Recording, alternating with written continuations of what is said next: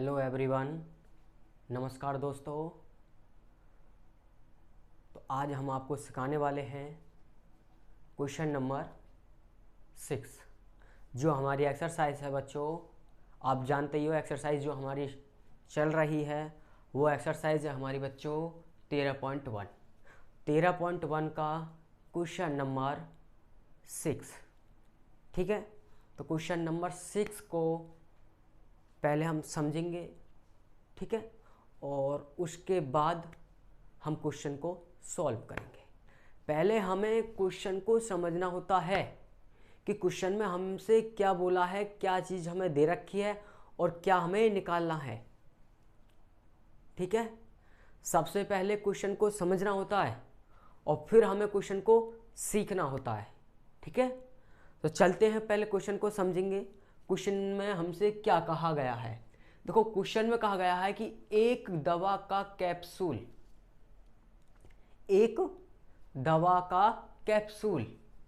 एक बेलन के आकार का है। आप सभी बच्चे जानते हैं जो दवा का कैप्सूल होता है वो किस आकृति का होता है? बेलनाकार आकृति का। ठीक है, किस आकृति का होता है? बेलनाकार आकृति का। ठीक है, आपने कैप्सूल देखे हैं, जो कैप्सूल होते हैं वो हमारे बेलनाकार आकृति के होते हैं। तो चलते हैं आगे। उसके बाद क्या बोला है? जिसके दोनों सिरों पर एक अर्धगोला लगा हुआ है। तो बच्चों, उस कैप्सूल में जो बेलनाकार आकृति है, उस बेलनाकार आकृति पर दोनों सिरों पर, इधर से भी और इधर से भी, दोनों सिरों पर हमारा एक अर्धगोला लगा हुआ है। अर्धगोला इस सिरे पर और अर्धगोला इस सिरे पर।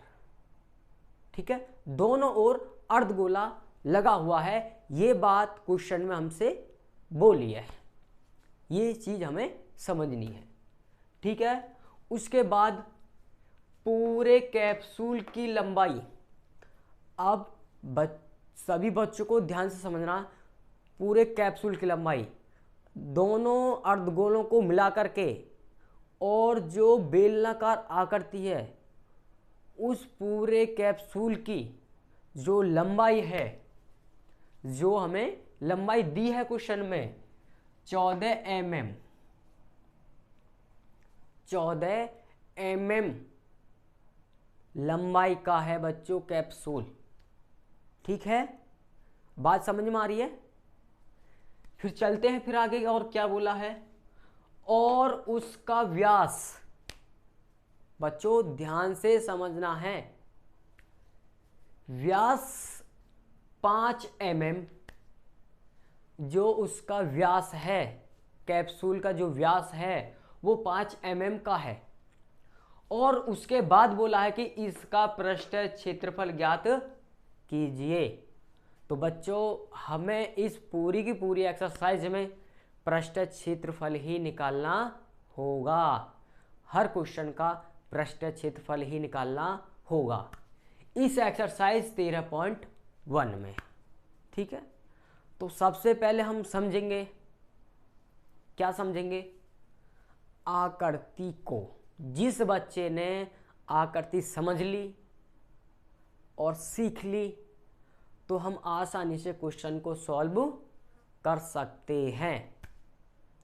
ठीक है, तो आकृति हमारी किस प्रकार की है पहले मैं आपको वो समझाता हूं। ठीक है, तो आकृति हम समझेंगे, हमारी आकृति किस प्रकार की है।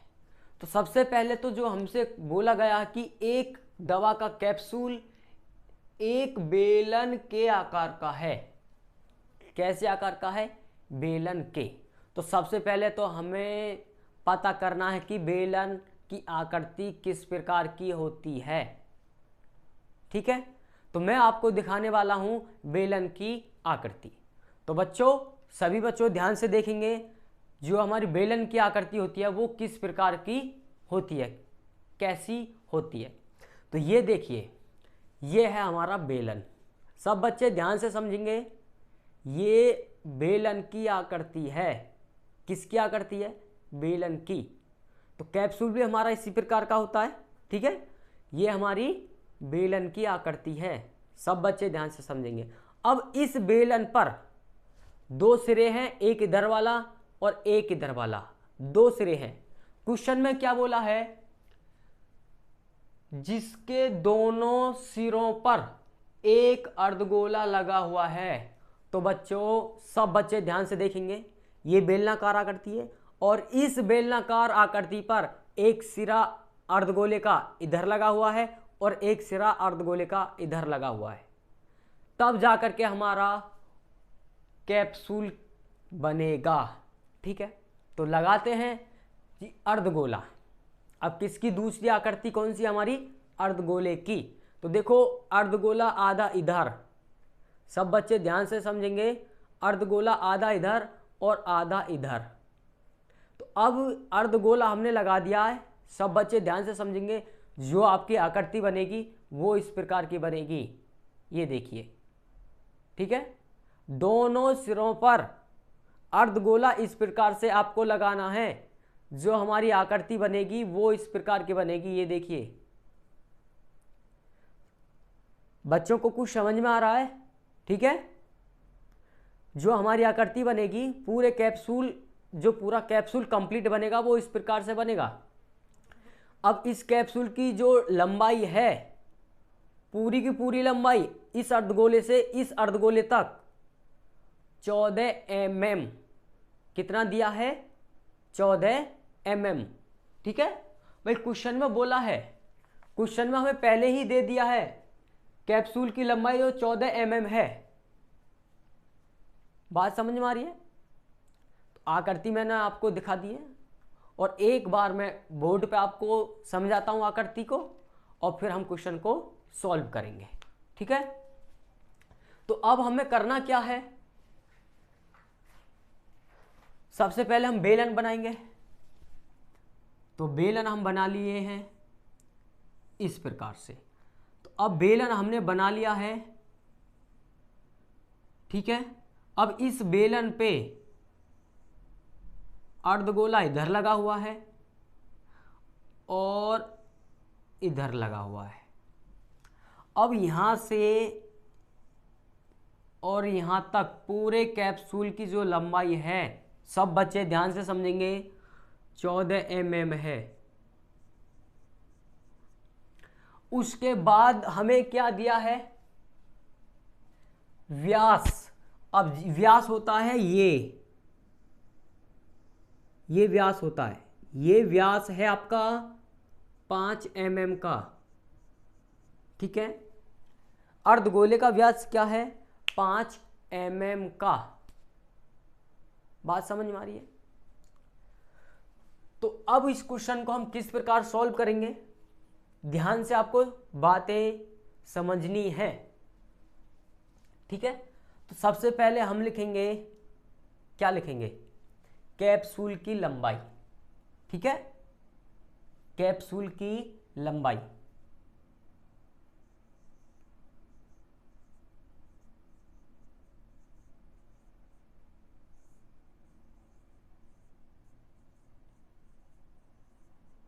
कैप्सूल की लंबाई है हमारी 14 mm और उसके बाद कैप्सूल का जो व्यास है, क्या दिया है हमें, व्यास। जो अर्धगोले का व्यास भी लिख सकते हैं, लिख लेंगे अर्धगोले का व्यास।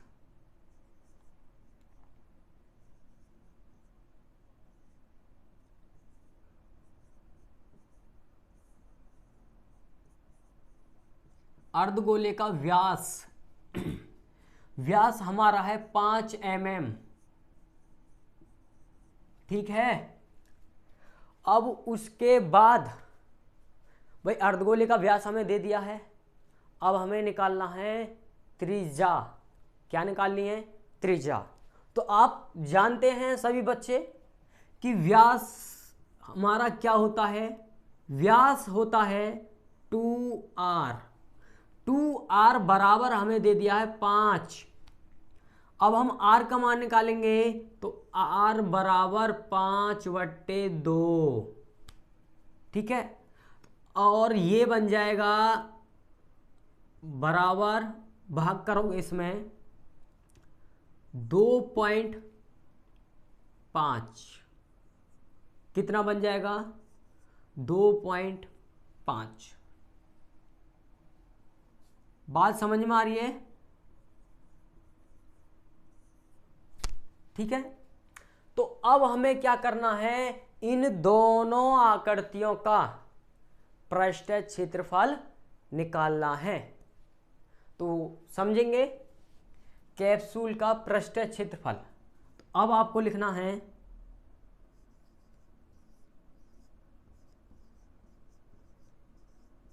कैप्सूल का पृष्ठ क्षेत्रफल, ठीक है, कैप्सूल का पृष्ठ क्षेत्रफल।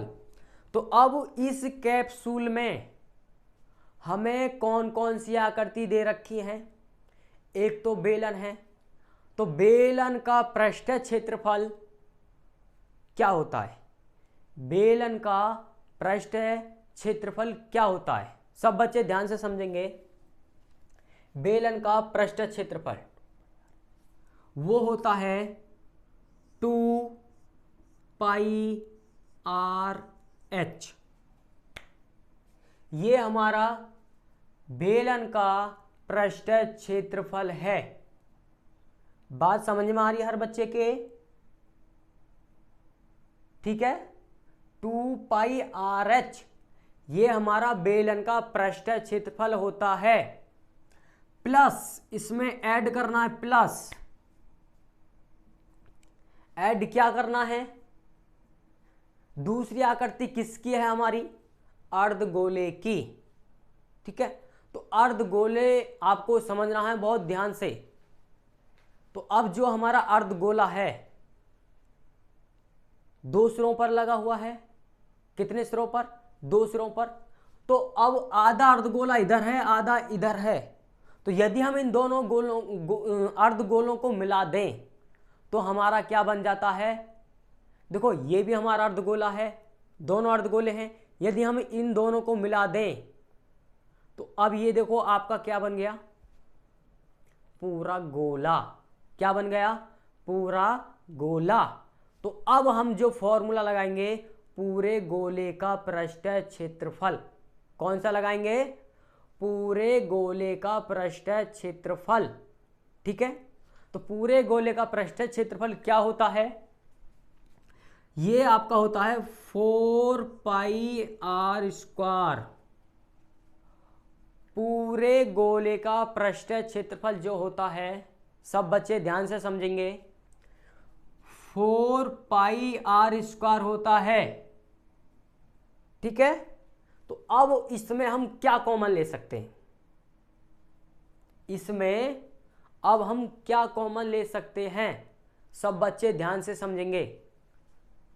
तो अब इसमें हम क्या कॉमन ले सकते हैं, कॉमन ले सकते हैं 2πr और यहां से भी 2πr। तो अब हमने 2πr कॉमन ले लिया, तो अब हमारा यहां पे बचा h प्लस, यहां पे आपकी 2r है और यहां पे आपका 4 है, तो आपका 2 बचा और एक आपकी बची r। बात समझ में आ गई है? देखो यहां पे आपके 4 हैं, तो हमने तो सिर्फ 2 कॉमन लिया है, 2, तो आपका 2 बचा। यहां पे आपकी 2 r थी, तो हमने तो एक ही r कॉमन लिए, तो एक r बची। यहां पे हमारा h था, वो h हमारा बचा। बात समझ में आ रही है? अब आपको कुछ नहीं करना है, अब इसमें आप मान रख दीजिए, r का मान, h का मान, ठीक है, जो भी बनता है। तो सब बच्चे पहले ध्यान से समझेंगे, r की वैल्यू तो हमारे पास है, r की वैल्यू कितनी है, 5/2 भी बोल सकते हैं, या हम बोल सकते हैं 2.5 mm, ठीक है, किसकी वैल्यू नहीं है, एच, हमारे पास किसकी वैल्यू नहीं है, एच की वैल्यू हमें नहीं दी है, तो एच की वैल्यू हमें पहले निकालनी होगी। क्या करनी होगी, हमें पहले एच की वैल्यू निकालनी होगी। अब सभी बच्चे ध्यान से समझेंगे कि एच की वैल्यू किस प्रकार हम निकालेंगे। ठीक है, तो अब जो ये हमारा एच आ रहा है, ये आपको देखना है ये कौन सी आकृति में है। ये जो हमारा एच है ये बेलनाकार आकृति में आ रहा है, तो बेलन का ही ऊंचाई निकालनी है। किसकी ऊंचाई निकालनी है, बेलन की ही हमें ऊंचाई निकालनी है। सब बच्चे ध्यान से समझेंगे। अब किस प्रकार निकालेंगे ये देखो, मैं आपको समझा देता हूं। अब जो इसकी त्रिज्या है, आपकी अर्धगोले की जो त्रिज्या है 2.5 इधर बढ़ा हुआ है और 2.5 इधर बढ़ा हुआ है ये, ठीक है। तो अब हम क्या काम करते हैं, इस 2.5 को और इस 2.5 को मिलकर के कितना बन जाएगा, 5 mm बन जाएगा। तो सीधी सी सिंपल सी बात है, ये पूरी की पूरी टोटल लंबाई हमारी 14 mm है, तो 14 में से आपको 5 घटा देना है। ठीक है, आपको कितना घटा देना है, 5। तो आप 5 घटा दोगे तो आपका बनेगा 9। कितना बनेगा, 9। तो अब जो बेलन की जो ऊंचाई बच्चों, बेलन की जो ऊंचाई है वो है आपकी 9 mm। बेलन की ऊंचाई कितनी बन जाएगी, 9 mm बेलन की ऊंचाई बन जाएगी। ठीक है, फिर एक बार और ध्यान से समझेंगे। जो ये हमारा अर्धगोला है, ये अर्धगोला जो है ये 2.5 सेंटीमीटर इधर बढ़ा हुआ है और 2.5 सेंटीमीटर इधर। ठीक है, तो हम अर्धगोले की त्रिज्या को घटा दें तो हमारी बेलन की ऊंचाई बचेगी। ठीक है, तो अब हमने घटा दिया 14 में से 5, भाई 2.5 इधर बढ़ा हुआ है, 2.5 इधर, तो यदि हम इन दोनों को मिलावें तो 5 mm बनेगा। तो हम डायरेक्ट 14 में से 5 घटा देंगे तो ये हमारी बेलन की ऊंचाई बन जाएगी। ठीक है, तो अब हम लिख लेंगे बेलन की ऊंचाई।